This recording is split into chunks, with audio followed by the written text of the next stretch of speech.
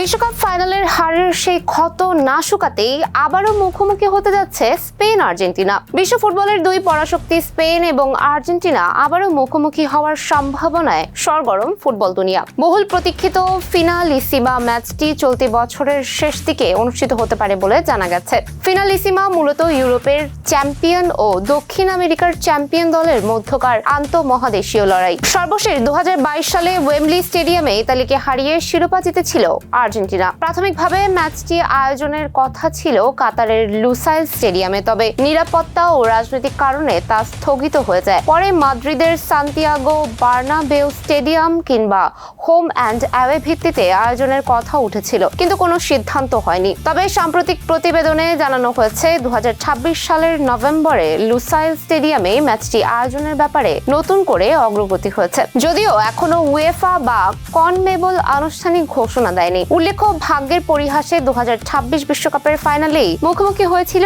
এই দুই দল। সেই ম্যাচে অতিরিক্ত সময়ের 106 মিনিটে একমাত্র গোলে আর্জেন্টিনাকে হারিয়ে বিশ্ব চ্যাম্পিয়ন হয় স্পেন। তাই বলা চলে এবারের সম্ভাব্য ফিনালিসিমা ম্যাচে আর্জেন্টিনার জন্য প্রতিশোধের সুযোগ গড়ে উঠবে, আর স্পেনের জন্য নিজেদের আধিপত্য প্রমাণের আরেকটি মঞ্চ এটি। এতক্ষণ সঙ্গে ছিলাম আমি সুমাইয়া হক তনি। নিউজ ফ্ল্যাশ 71 এর সাথে থাকার জন্য ধন্যবাদ।